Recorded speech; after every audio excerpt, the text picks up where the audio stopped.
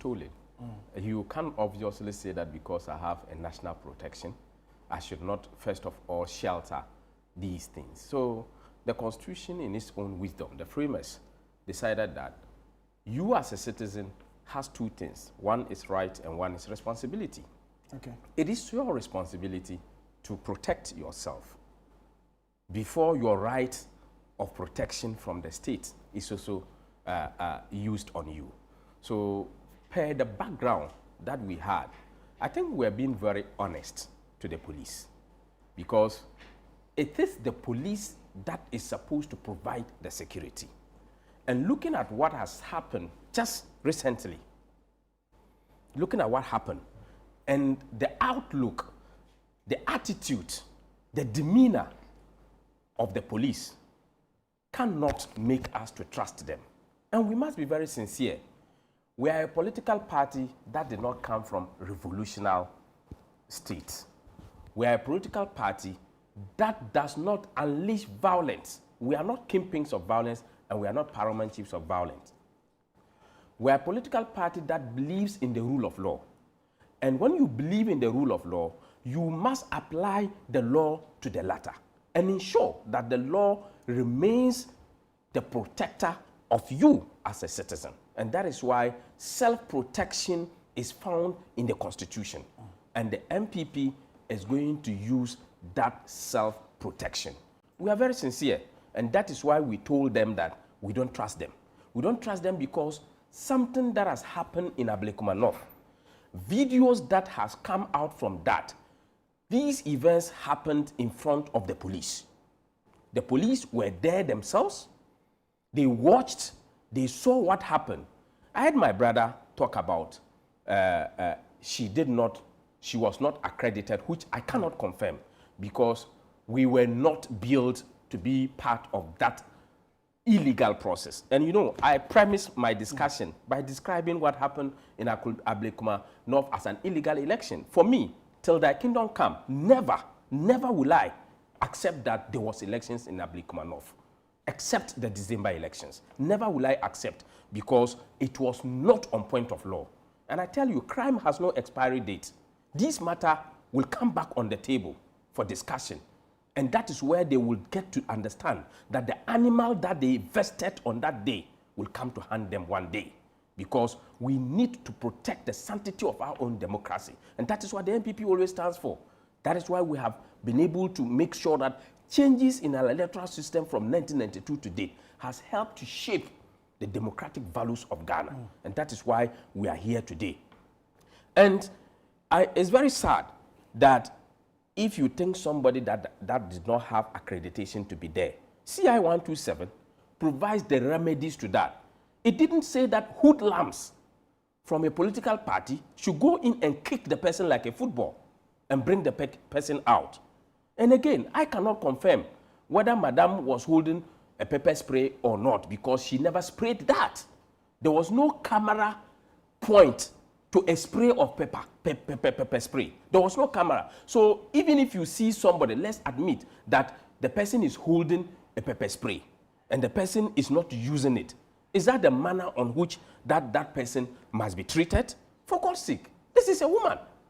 Again, he said that the NPP prepared people to go there. We never prepared anybody, because there was no event happening in Ablekuma North until we heard of violent activities emanating from there, because the paramount chiefs of violence went there to execute some level of violent activities which affected the security of the state.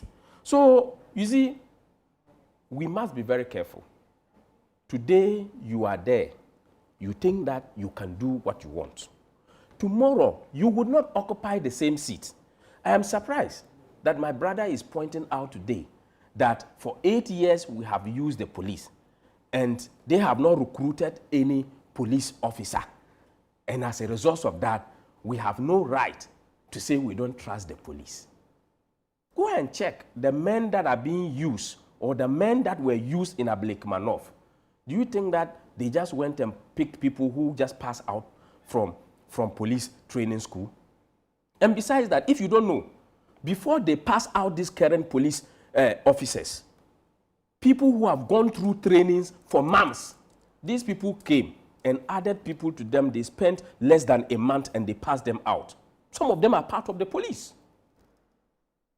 At the training schools, they were sacking people because they think that they are sick, they are this, they are that, and they were sacking them and replacing them with people. That is the reports that we got. But that is not my point.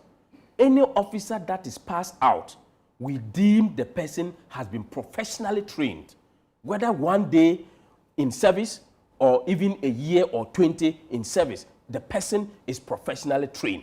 We want the police to exert the level of professionalism that we know them, but not to be coerced, not to be used, not to be directed, not to be commanded by NDC to do what they did. Look at their demeanor. Look at them. They were yesterday insulting the police. They were attacking them. We are not attacking them. We are telling them sincere words of dishonesty of the police. We cannot trust them. They said they are sending drones, right? What does drones do? What does drones do? Drones will go and take videos, right? Drones will go and take pictures, right? Will drones arrest somebody? What picture, what video do they need in Ablekuma North that they did not get? But they've arrested people. Is it not enough? Who amongst them? They said 8 people. Who amongst them have been arrested? At least it's a right step going into the Akwatia election. Who amongst them have been arranged before court? Nobody. But you arrest first before you process them before court. When did the thing happen? We met you yesterday. We raised reservations. We told you how we don't trust you. We told you how dishonest you are. Then you get up and you say you have now arrested 8 people. You see, we have 2 keywords: proactiveness and reactiveness. Tell me, what did they do? Reactive. Reactive to what? Their dishonesty.